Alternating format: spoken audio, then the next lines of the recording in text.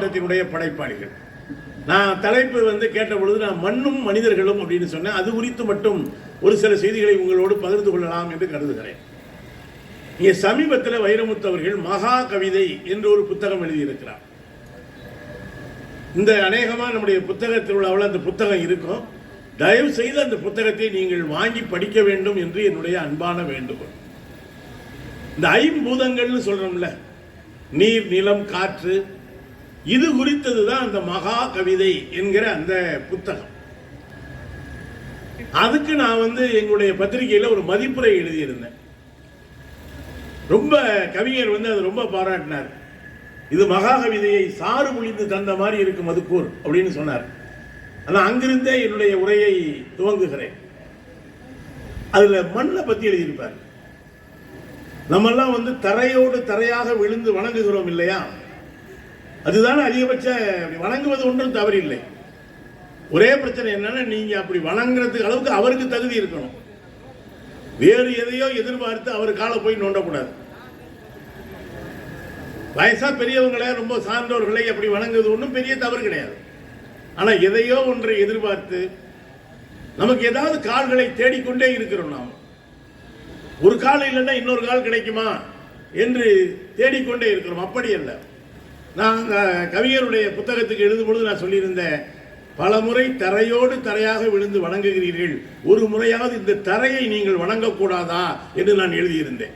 அந்த வரிகளை அவர் சொல்லி சொல்லி பாராட்டினார். நீங்கள் யாரையும் தரையிலே விழுந்து வணங்க வேண்டாம், இந்த தரையை ஒரு முறை தொட்டு கும்பிடுங்க. பல பேர் சொல்லுவாங்க, நான் அவருடைய காலடிப்பட்ட இடத்தை தொட்டு கும்பிடுகிறேன். ஒரு பாட்டு கூட இருக்குல்ல, எஜமா காலடி மண்ணெடுத்து நெத்தியில பொட்டு வைப்பேன்.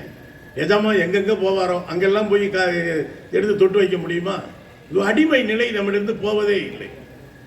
ஆனா இந்த மண், இங்க திருக்குறளை சொன்னதால் அங்கிருந்து நான் துவங்குகிறேன். எனக்கு வாழ வழியே இல்லை, இவனி எப்படி வாழுவேன் அப்படின்னு சொல்றவனை பார்த்து நிலம் சிரிக்குதான். அந்த குறள் உங்களுக்கு தெரிஞ்ச குறள் தான். இளம் என்று அசைய இருப்பாரை காணின் நிலம் என்னும் நல்லால் நகும். இந்த உலகத்திலே எனக்கு பிழைப்பதற்கு வழியே இல்லையே ஒருவன் புலம்புவானே, ஆனால் அவனை பார்த்து அந்த நிலம் சிரிக்கிறதாம். நான் இல்லையா, என்னை வைத்து நீ பிழைக்க கூடாதா என்று நிலம் சிரிக்கிறதாம். இது யாருக்கு இன்னைக்கு தேதியில யாருக்கு நல்லா பொருந்தும்னா, ரியல் எஸ்டேட் பண்றவங்களுக்கு தான் ரொம்ப நல்லா பொருந்தும். எனக்கு தெரிஞ்சு அவங்க தான் இப்ப நிலத்தை வச்சே பிழைச்சிக்கிட்டு இருக்காங்க. நிலத்தை அளக்குறாங்களோ இல்லையோ, அந்த நிலத்தை பத்தி அவங்க அளக்கிறது இருக்குல்ல.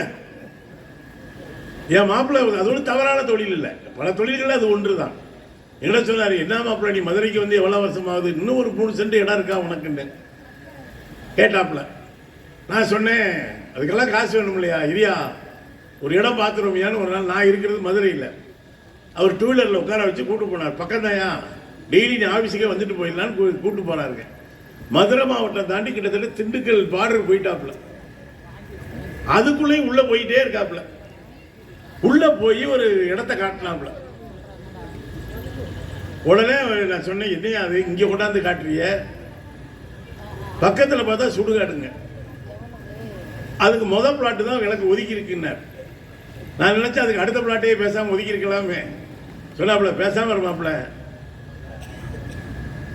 எவ்வளவோ வசதி இருக்கும்பாங்க, ஏர்போர்ட் இருக்கும்பாங்க, இங்கதான் ஐடி பூங்காவே வருதும்பாங்க. ஐடி பூங்காக்காரங்களுக்கே தெரியாது, கொஞ்சம் விட்டா இங்கதான் ஏர்போர்ட் வருதும்பாங்க. நமக்கே ஒரு கிருகிருன்னு ஆகி போயிடும்.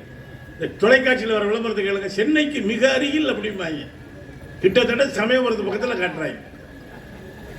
ஏன்னா சொல்ல, இல்லையா இது சென்னைக்கு அருகில், எல்லாம் மனசுதாயா காரணம், பக்கம் நினையா பக்கம் தாயா அப்படிங்கிறாப்புல. அதுபோல சுடுகாடு இல்லையா அதுல வசதின்னு கேட்டா, தப்பி தவறி முடிச்சு போச்சுன்னா கூட உனக்கு இதுக்குன்னு தனியா செலவு பண்ணணும்யா, அப்படியே பிறண்டு படுத்தியன்னா இடுகாடு, அப்படியே சோழியை முடிச்சு விட்டுறலாம். ஆனா வள்ளுவன் என்ன பொருள்ல சொல்லியிருப்பான், இளம் என்று அசைய இருப்பாரை காணின் நிலம் எனும் நல்லால் நகும். அது மட்டும் இல்லைங்க, பொதுவாக விவசாயத்தை பல தத்துவங்கள் பாவம் என்று சொல்லுகிறது. பாவம் விவசாயம் செய்வது. எனக்கு தெரிஞ்சு நான் கூட நண்பர்கள் சொன்னது போல, அண்மையிலே கன்னியாகுமரியிலே நடந்த அந்த ஐயன் வள்ளுவருடைய வெள்ளி விழாவிலே சொன்னேன், இங்கே பல பேர் வள்ளுவருக்கு சாயம் பூச முயல்கிறார்கள். அவர்கள் கையிலே இருக்கிற வண்ணத்தை எல்லாம் கொண்டு போய் எங்கள் ஐயன் மீது சாயம் பூச விரும்புகிறார்கள்.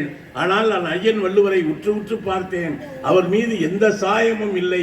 விவசாயம் என்கிற ஒரு சாயத்தை தவிர வள்ளுவன் மீது எவனும் எந்த சாயத்தையும் பூசிவிட முடியாது என்று சொன்னேன். நான் எதற்காக சொல்லுகிறேன் என்று சொன்னால், உழவை அவ்வளவு கொண்டாடியவர்களாக பல தத்துவவாதிகள் இல்லை.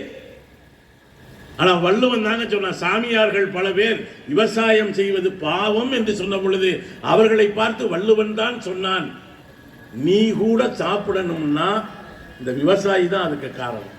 உழவினார் கைமடங்கின் இல்லை, உழவர்கள் மட்டும் ஒரு நாள் போதும் என்னால் முடியவில்லை என்று கையை மடக்கி கொண்டால் நான் இந்த உலகத்திலே இருக்கிற பற்றையெல்லாம் அறுத்து விட்டேன் என்று சொல்லுகிற சாமியார்கள் கூட சாப்பாட்டுக்கு திண்டாட வேண்டிய நிலை வரும் என்று ஒரு கேள்வி எழுப்புகிறான். எல்லாத்தையும் துறந்த முனிவர் பெரியவரா? ஆனால் உங்களால் நாட்டுப்புறத்தான் பாமரன் என்றெல்லாம் இகழப்படுகிற விவசாயி பெரியவனா என்று ஒரு கேள்வியை எழுப்பி வள்ளுவன் சொல்லுகிறான், இந்த எத்தனை வேணாலும் போட்டுக்குங்க, எவ்வளவு பெரியவரா வேணாலும் இருக்கட்டும், ஆனால் அவரை விட ஒரு நெல்மணியை விளைவித்து தருகிற உழவன் தான் பெரியவன் என்று சொன்னதால் தான் வள்ளுவன் இந்த அளவு உயர்ந்து நிற்கிறான். யோசிச்சு பாருங்க, 200 வருஷத்துக்கு மேல போயிட்டாருங்க வள்ளுவன். உழவுன்னு முதல்ல இறையை பாடிய அடுத்த சில இடங்களிலேயே உழவு என்கிற அதிகாரத்துக்குள்ளே தான் வர்றான். மற்ற தொழில்களை கூட பின்னுக்கு தான் வைக்கிறான். எப்படி உழணும் என்பது கூட வள்ளுவன் சொல்லி இருக்கிறான். நண்பர்களே, மண் என்பது இது வெறும் புழுதியா? ஒரு மண்ணுக்கும் மனிதனுக்குமான உறவு ஒரு செடிக்கும் மண்ணுக்குமான உறவை போன்றது. உங்களுக்கு தெரியும், ஏதோ நண்பர் வீட்டுக்கு உறவினர் வீட்டுக்கு போறீங்க, அங்க ஒரு அழகான செடி இருக்கு, அழகான செடி இருக்குல்ல, அந்த செடியை நீங்க கேட்குறீங்க, அந்த செடியை பறித்து ஒரு இதில் வச்சு கொடுக்குறாங்கன்னு வைங்க, வெறும் செடியை வேரோடு இதுவரை நீங்கள் வாங்கி வந்திருக்கிறீர்களா?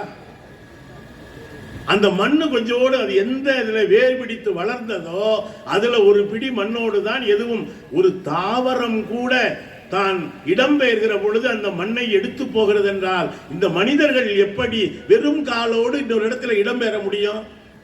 அதனால தான் ஆர் பாலகிருஷ்ணன் சொல்றாரு, இந்த மனிதகுல வரலாற்றை கைகளால் எழுதப்படவில்லை, புலம்பெயர்ந்த கால்களால் தான் மனிதகுல வரலாறு எழுதப்பட்டிருக்கிறது. அவர் தான் சொல்றாரு, சிந்து சமவெளி விட்ட இடமும் கீழடி தொட்ட இடமும் ஒன்றுதான், இரண்டுமே தொடர்ச்சி தான். இங்க சொன்னார்